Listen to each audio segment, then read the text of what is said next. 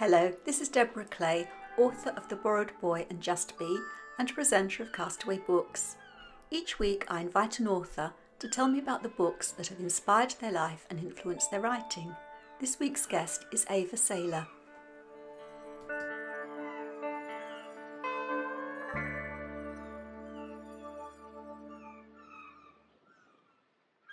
This week I'm delighted to welcome as my guest Eva Seyler, because we are two, as some of the other guests have been on recently, have met on Twitter, and that's a great privilege of mine, is to meet all these wonderful people in person. I thoroughly enjoy it, and I have enjoyed reading Eva's book.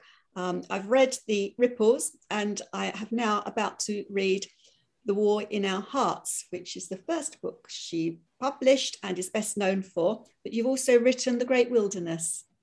Am I right? Yeah, that's coming out next year. Oh, okay. Yeah. Look forward to that. Okay, so should we go straight in on your first choice of books? Sure, yeah.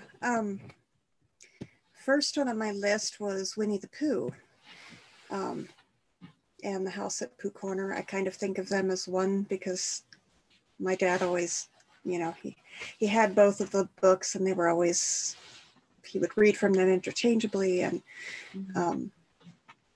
I'm so glad one of my guests has chosen Winnie the Pooh. You'd think there'd be more that did. I mean, that isn't our favourite childhood book, and it's the first time it's got a mention. So well done.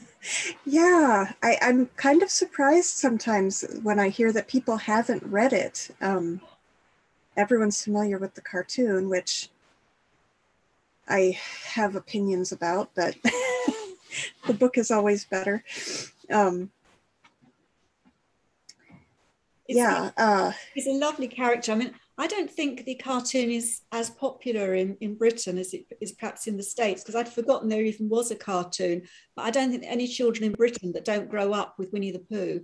It's a wonderful story, and there's lovely illustrations as well. Yeah. I think it is definitely more popular over here. And the original ones weren't really that bad. I mean, they followed the story pretty closely. It's more that I think it was, well, I guess it's probably been about 20 years ago now, they came out with a bunch that were completely unrelated to the book. And I was just like, why this? No. So, which is your favorite character in the Pooh books? Oh, definitely Eeyore. I just love Eeyore. He's so, sorry, I'm freezing up a little bit. Well, I remember about Eeyore is he used to be very grumpy, didn't he? And solitary. Yeah. Is you think he's misunderstood? Yes, he is misunderstood. And always being like left out or perceiving that he's being left out of things, even though everybody does like him. I think nobody really understands him. Maybe, it could be an autistic thing, maybe. Feeling like you're never quite understood and always a little bit left out. And also not really understanding other people. And was he your favorite character as a child? Was there a reason that you identified or enjoyed Eeyore as a child?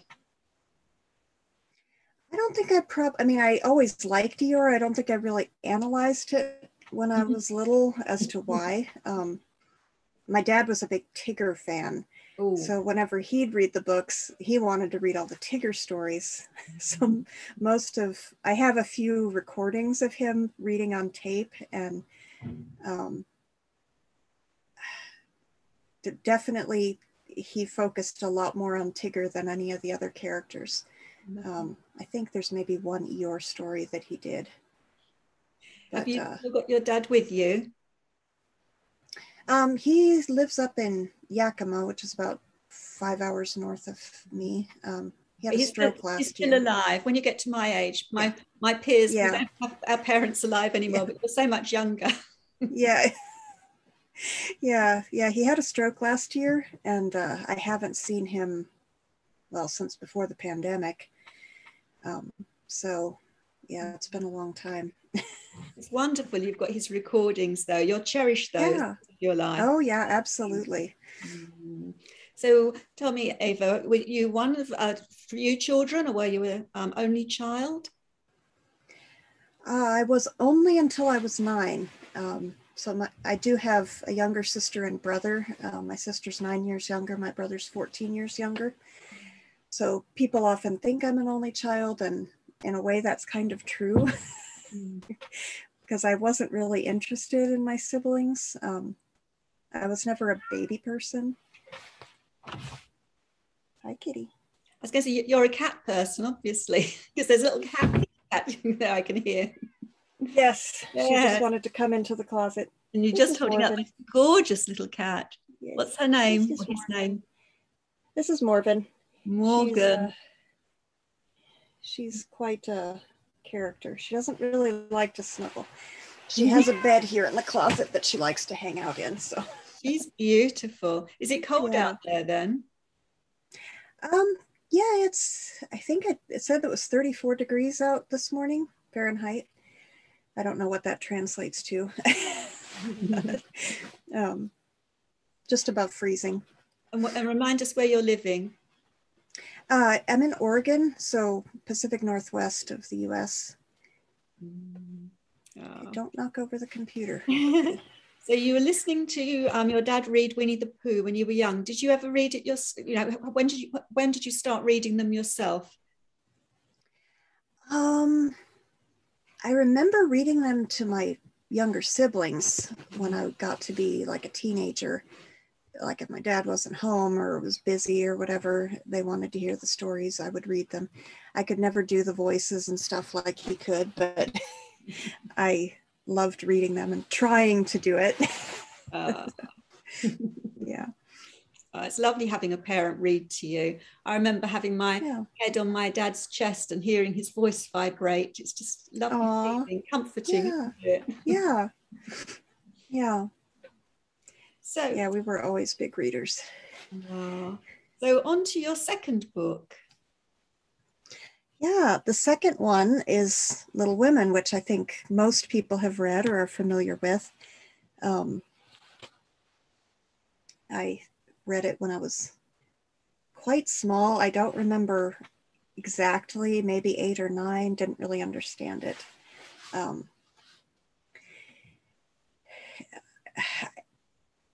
I can't remember. I think some years went by between the time I first read it and then when I reread it, maybe around 12 or 13. I really, really liked it. And I liked Louisa May Alcott in general, but I really particularly liked Little Women.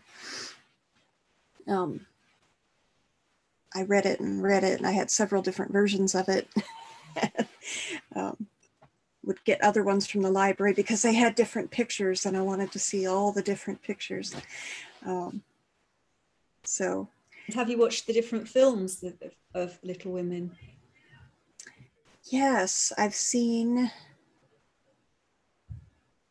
the Katharine Hepburn one, the Elizabeth Taylor one. So the 2 old ones, I've seen was it like in the night? I think it was like 97 or something with Winona Ryder. I've seen that one. I haven't seen the most recent one that came out. Lots of people said they really liked it, but I was kind of like, I don't know. I really like Katharine Hepburn's a lot. I think that's probably my favorite out of all the different ones.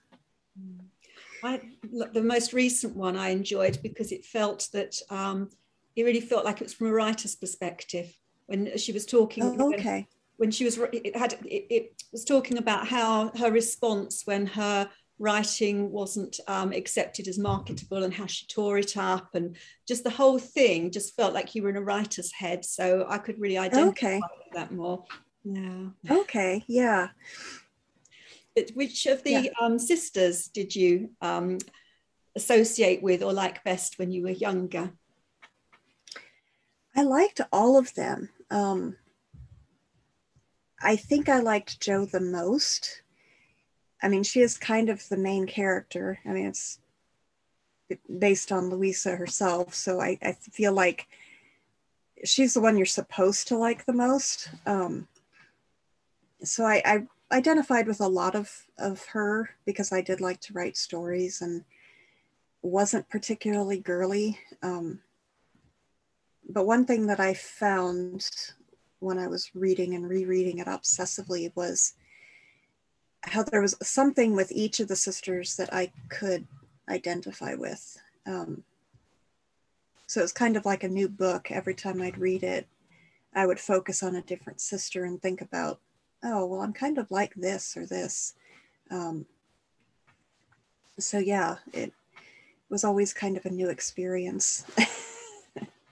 I know, because we were chatting before, I know that you were saying that each of them had an interest that was similar to yours. Can you remember what you were saying about that?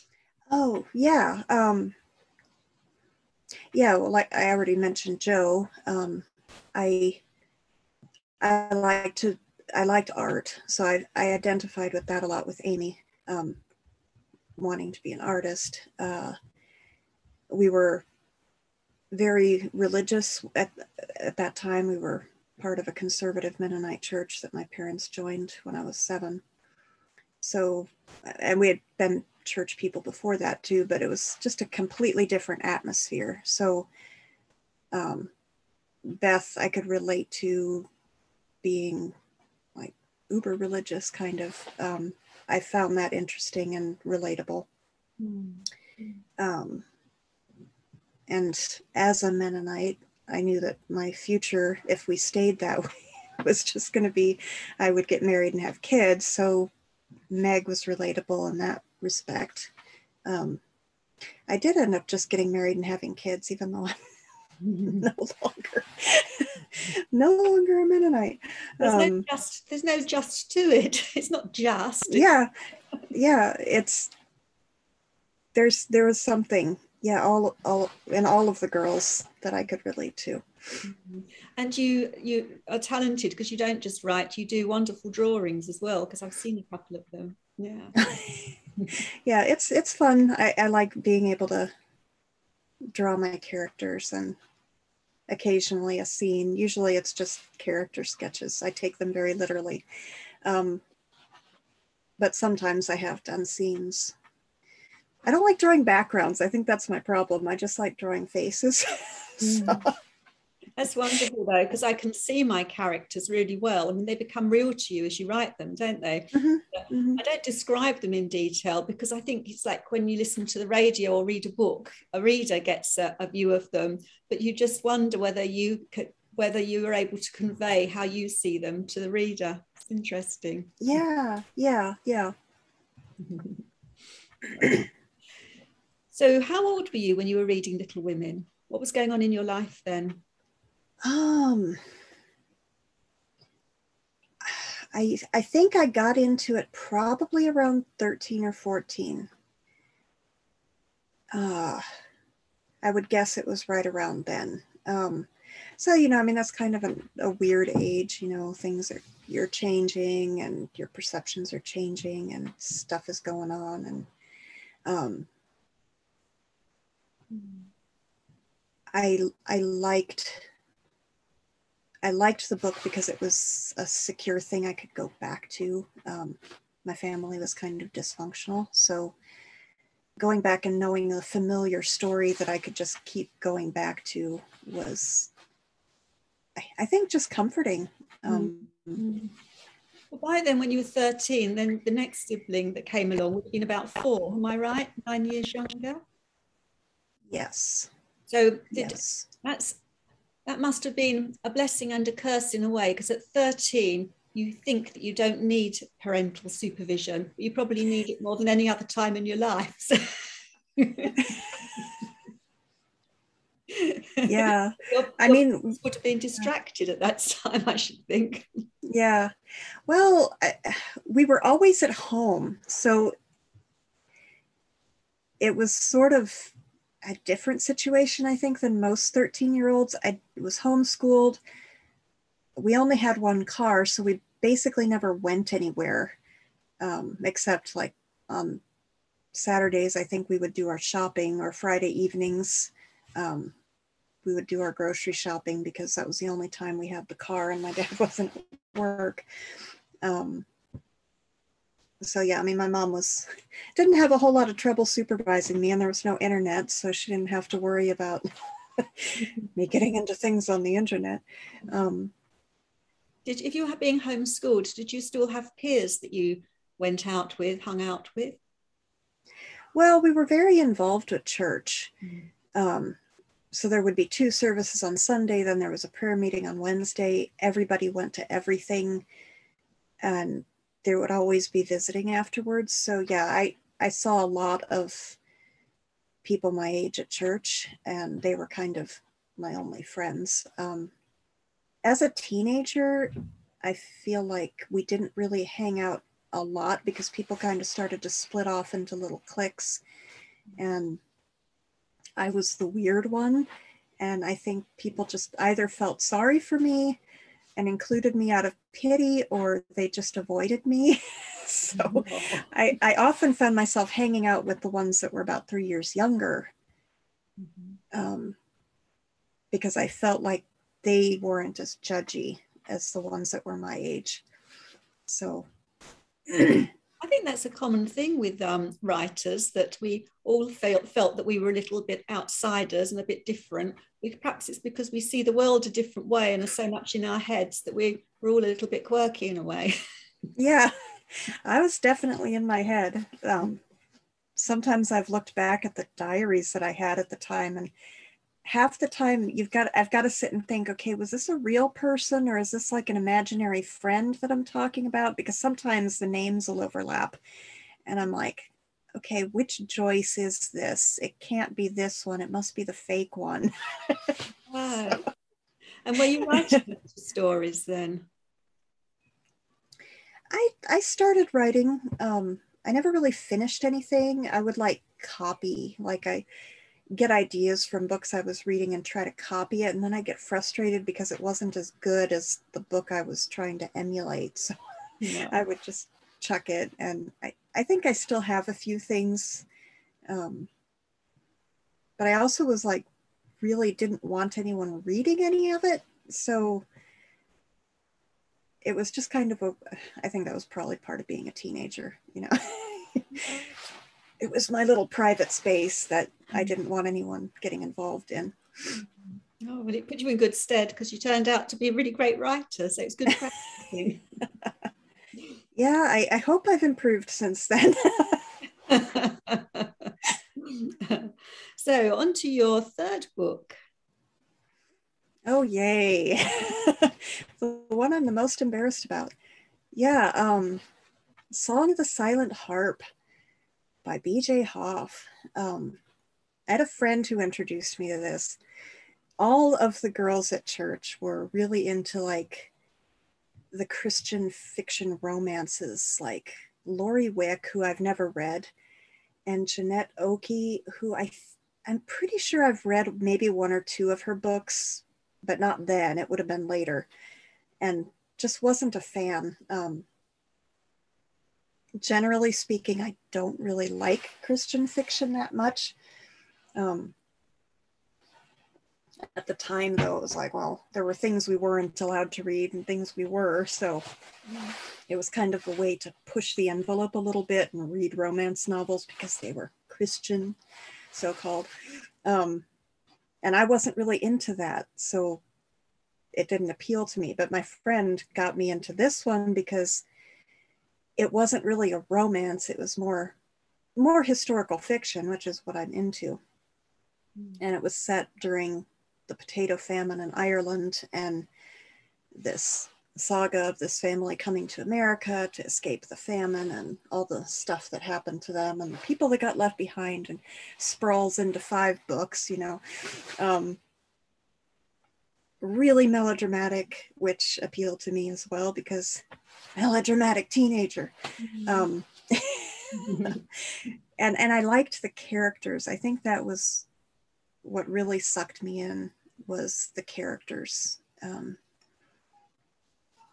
because that's kind of the thing that I focus on most when I write a book now, is it always starts with the characters and everything else is kind of just incidental.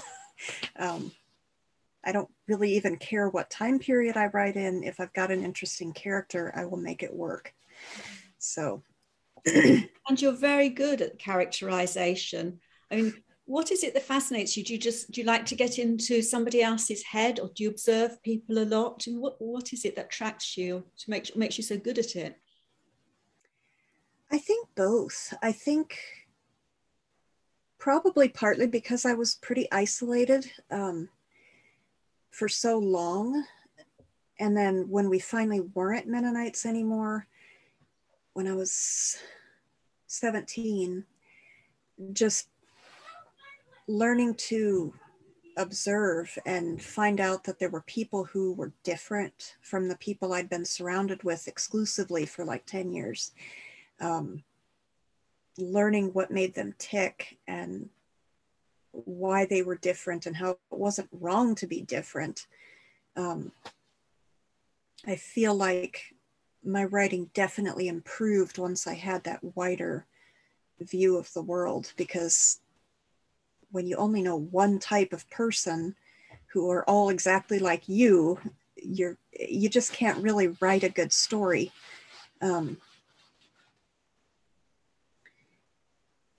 So yeah. It must have also been strange. You were saying you felt like a bit like the odd one out. If you're in a very small pool of people and there's an expectation on how everyone behaves and thinks, it must feel really alienating if you don't think that there's any other way of being, because it's a bit like when you go to a small school and then you get older and you go to a university in the bigger world, you find people you fit with. But when you've got that very small focus, it's really hard to find someone like you. So that must have been quite inhibiting, your upbringing. Yeah, I had one really good friend that either put up with me or really liked me. I don't know which. I mean, we're still in touch, not constantly, but we've known each other since I was 6. So 32 years, I guess. So I did have one friend, and she's the one that introduced me to these books. We shared a lot of interests. We were both into opera and classical music, and read a lot of the same kinds of books that were a little different from the ones that most of the other girls our age were reading. Though she would read a lot of what they read as well, but she also read stuff that I felt was better. So shall we go on to your fourth book? Yes, 4th book, Rose Under Fire by Elizabeth Wein. Oh boy. So this one I read the year it came out, so 2013. I got it from the library and read it. And I liked it, but then I didn't really think a whole lot about it again until there's a summer reading program called Audiobook Sync that does free audiobooks, like YA type, during the summer for, I don't know if it's like 10 weeks, 8 weeks, 10 weeks. What do you need? You saying goodbye? Yeah. Okay. Bye. Bye. They're off to school. Just saw Ava's daughter saying bye. She could have put her face on so we could have seen her properly. Apparently she didn't want that. But anyway, so Audiobook Sync, they had Rose Under Fire as an audiobook, and at the time I was really starting to get into audiobooks more. So I downloaded it, and I think it was one of the only ones that year that piqued my interest. It's always kind of hit and miss. There's been some ones that have been really great and others that I still haven't listened to but look interesting. Anyway, so I listened to it repeatedly. And it was kind of the first time I'd really done that since I was a teenager. I kind of had stopped reading, stopped writing, not just because I had kids, but I was just kind of, I guess, in crisis mode emotionally. I had depression and stuff, and it wasn't diagnosed. And so it was kind of like I didn't really understand what was going on in my head. And I think leftover PTSD from having been Mennonite, it was just a lot. I missed that. A post hangover from having what? From having been Mennonite, long-term. Unexplained. I don't know what that means. Well, the church I grew up or spent much of my childhood in, and just learning, the residual, leaving that insular environment and coming out into regular life. And it just was a lot to deal with. And I think I'd lost interest in a lot of things.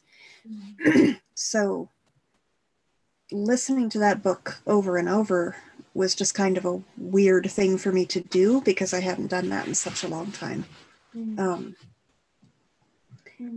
So, and I felt, No, go ahead. Carry on. Oh, okay. Yeah, I just felt like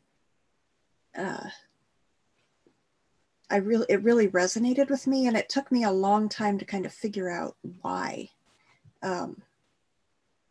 And a lot of it is because the book deals with PTSD from, in this case, having been in a concentration camp. So the characters kind of were dealing with some of the stuff that I was dealing with on a obviously lesser scale. But the basic idea of the thing was very relatable to me. So what happened from your growing up when you left school? You said you'd had children by then. What was the gap between leaving school and finding your place in the world and moving into where you are now in the story? So my parents left the Mennonite church when I was 17.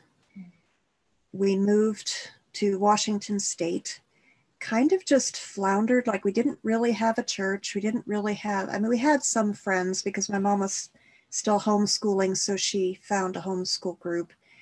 So we had some friends, but it was just a very different from the close-knit, everybody's up in your business and you've always got somebody, even if they're irritating kind of concept. I got a couple of part-time jobs. I worked at a fabric store for a while. And then I just kind of got fed up. Like, I just knew that I needed to get out on my own. So I applied to tech school and took their graphic design program, which was 18 months. I got a job at a sign shop afterwards in Portland, Oregon. So that's how I got to Oregon. And that's where I met my husband. We got married, and I didn't even last a year at that job. It was really an unhealthy work environment. So I was really thankful that I met a good guy and was able to quit the job. And then we got married, and basically just, we didn't have kids the first year. I think we've been married almost 2 years by the time we had a kid. And you've got 2 children now, am I right? Yes. 2 girls. The oldest will be 12 in December, and the other one just turned 9. Oh, lovely. Yeah. Lovely. And you've got how many animals? You've got the cat? Yeah, 3 cats. Cats. We've got the gray fur ball sitting here, and 2 orange boys. Emmett's a big fluffy orange boy, and Spot is a short-haired orange boy. He just turned 13. We've had him since he was a baby, and he's my favorite. I shouldn't have favorites, but yeah. So is your what sort of background did your husband come from? Was he from a church as well? Is he very or is he from a very different sort of background to you? He grew up Seventh-day Adventist, and we still are Seventh-day Adventist. I joined the church around the time we got married, not because of him, but because I chose to. So yeah, I mean, we're still involved with church and stuff, but it's just, I feel it's a lot healthier of an environment than what I had growing up. Yeah. And what about the homeschooling? Did you say something about your homeschooling your two girls or not? I was homeschooling them up until spring of this year. My oldest is dyslexic, and I just felt I didn't have what it takes to make sure she actually got her work done. And I was like, well, let's, try school and see if she can get the help she needs. And I was spending so much time trying to get her through her school that I didn't really have time for the other one. So I feel like we've got a elementary school about 4 minutes away from us. And this is a small community. So there's a lot of kids, but it's compared to the in-town schools, it's pretty small. They seem to be doing really well. So, yeah. Now, when you were telling me about the books you wrote, Rose Under Fire, you said that you'd written a blog post about it and how you relate to Rose and Rosa. And we're going to put a link in the notes for that. Just can you tell us a little bit about that? Oh, yeah. I related to Rose, the main character, on the level that we joined a Mennonite church when I was 7. So I had a lot of memories of being a normal person and having, access to television and movies and doing things that a Mennonite isn't allowed to do, at least the conservative ones. And so I kind of felt like I somewhat knew who I was, and that being a Mennonite kind of squashed that. And I had something, when I got out of that, I had something to come back to and try to start over, like the person I was when I was 6. I could go back, or 7. I could go back to that person and think, okay, well, let's try to get these two connected again. And Rose talks about how before she was in the concentration camp, she knew who she was. She had an identity. Whereas people who are born into a Mennonite church basically never leave. They don't know that there's anything else. They're comfortable. They would be ostracized if they left. They don't. So the other girl, Rosa, basically was in the concentration camp when she was a very young teenager, and that was all she knew coming of age in a concentration camp. She didn't really have an identity. And I could see that in my Mennonite friends, that outside of that, they just didn't really have an identity of their own. And I think that's comparable to other people who weren't Mennonite, became Mennonite, and then left.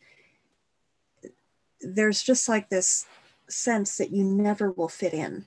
You'll never really belong. But then having spent time in that situation, when you do get out, you still don't belong because you're bringing all that baggage with you. Other people can't really relate to. It's very, very interesting. Very interesting. And that sounds like that book or the recording really helped you to work through all of that in your head and help free you. Yeah. Yeah. Really helpful. Yes. Fascinating. Anyway, the link to the blog I put in the notes so others can read it. Okay, so shall we go on to your 5th book? Yeah. The 5th one is The Singing Creek Where the Willows Grow, which I will hold up here. Yeah. It is by Benjamin Hoff, as far as the foreword and the afterword. The actual story itself is written by a girl who, it was the diary of a girl who lived about an hour south of where I am now, back in the pre-World War I era. She lived in a logging camp and kept a diary. She was a nature enthusiast, very probably autistic as well, which is why she was such a prodigy, or kind of like Mozart writing music when he was 6. She had a real grasp on language and a wild imagination that I think her family just didn't really know what to do with. I put this one 5th, even though I probably read it. I don't remember when exactly I first read it, but it's the one I've most recently reread. So it's kind of fresh in my mind, and it goes way back. So I feel like it's one of those, it's been an important book for me. I hadn't heard this story at all before I read, preparing for this chat with you, and you'd brought it up. And I was absolutely fascinated by it. So it was about a young girl who kept this diary, and she was held up as being this great writer. And then there was doubt cast upon her, where people thought that it was all a bit of a hoax and it was an adult who'd written it. And yes. This book, with the Benjamin Hoff as editor, goes through her biography and demonstrates that it was real, that it was her right. And it just sounds fascinating. I'm definitely going to read that because it's completely new to me. Very interesting story.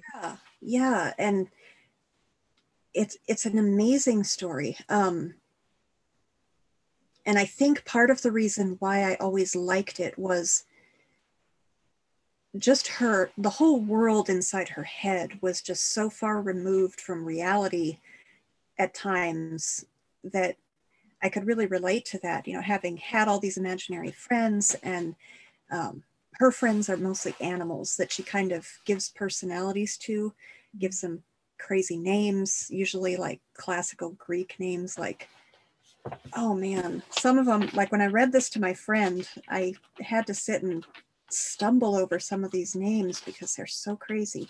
He's got a list of them at the beginning of the book. But like lots of classic Greek names, Demosthenes, and a lamb named Menander Euripides Theocritus Thucydides. And she didn't just give him one name. She had to give him a whole string. Yeah. And a plain dog named Isaiah. But just like the way she wrote, I can understand, I think, why some people think she made it up, because it's almost, what's the word? It's very precocious. Mm-hmm. And yet, having been that kind of child myself, I can see why it could be legit. And I think that perhaps that's why so many people didn't understand, was just because not many people are quite that weird. Individual. Yeah. So yeah. But you were saying that you thought that she in those days autism was not recognized, so you think maybe she was on the autistic spectrum and it was just undiagnosed at that time, because you said that Benjamin Hoff attributed it to her behavior to schizophrenia, but you thought it was unlikely. Yeah, and I mean, back when this book came out, I think in the 90s, so autism was like really not understood. I mean, it had been the what's his name, Hans Asperger had sort of started to study it a little bit back in the, I think, 40s maybe, but it wasn't until like I think the 90s that people started really understanding it and doing more studying on it. And even now there's a lot of misunderstandings and research that needs to happen. So, I mean, I don't blame him for coming up with the most plausible thing that he could come up with. Apparently some of her relatives were schizophrenic as well. And so that's kind of why I think he thought, well, maybe it ran in the family.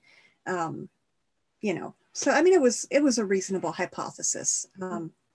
I think there is a website dedicated to Opal Whiteley where they discuss the possibility that maybe she was autistic, that is more recent, and kind of listing some of the things specifically from her diaries, like the way she was really obsessed with counting things and having things in order, just her special interest in nature, kind of her fixation on that. And in Benjamin Hoff's little biography of her at the beginning of this book, he talks about things that I recognize as like, sometimes I think she was just burned out. Like she would be really animated when she was giving a talk, but then you'd bring her to a dinner and people would be like, what's wrong with her? Like, she's not saying anything. She's kind of zoned out. Because sometimes when we're into something, we're into it and we're like, oh, now we have to socialize. Well, I don't want to do that. So I can see some of that stuff that maybe, you know, if he's not autistic, he probably wouldn't pick up on that. But and you've made it a bit of a mission that her voice should be heard and she should be understood, because you feel quite angry that she was not recognized in her time and a bit dismissed. Yeah, I just think it's heartbreaking because her life was pretty much ruined after the whole scandal broke out. She went and lived in India for a number of years, and then she ended up in St. Albans in England, and that's actually where she was put into a nursing home, and that's where she died, and she's buried there. And I've actually been to St. Albans, and I'm angry that I didn't know that she was buried there, because I would totally have gone and visited her grave. But if I ever go to St. Albans, which isn't that far from me, I shall make sure I do it on your behalf and send you a photograph. That would be amazing. Yeah, I don't even, I would have to look up. I don't remember what cemetery it is. And I'm not sure if the hospital where she was incarcerated, for lack of a better word, I'm not sure if it's still in operation. I kind of don't think so, but I don't know. You could write a wonderful story about her, fictionalizing her character, a bit of fact, a bit of fiction. I could think you could do that really well. Yeah, it would be interesting to try something like that. I have a little silly sort of headcanon that Alice from Ripples, in my head, she's autistic as well. And I feel like after she's in America, she would probably get a hold of the original version of the book and probably be very angry that people didn't believe her or believe Opal really wrote it. It's kind of just something in my head that I'm like, maybe one of these days I'll write a little crossover fan fiction of my own book. But I haven't yet. All sorts of possibilities there. I think the stories you've told us about the stories are just so inspirational that you've triggered all sorts of creative thoughts in my head. It just shows what great mind you have as a writer and why these stories flow from you. It's wonderful listening to you. So I've got one question left to ask you, and that is, which luxury will you take with you on this island? I have thought about this and thought about this. I don't know if my cats count, but that was my first thought. I think that's a great idea. What about children and husband, or is it just cats? Well, I'll assume we were all on a plane and crashed. Okay. But yeah, I would be very sad without my cats. Then you can my husband always jokes about how he'll come and give me a hug, and I'm like, oh, look at the kitty. It's like, oh, I'm glad I count for something around here. I love it. Well, Good choice. Then you have your cats as well. Yeah. It's been really fascinating talking to you, Eva, and such a pleasure to meet you. And I'm so looking forward to reading The War in Our Hearts. That's going to be next on my reading list. Well, I hope you enjoy it. Sure, I will. So goodbye. Yep. Thanks for having me.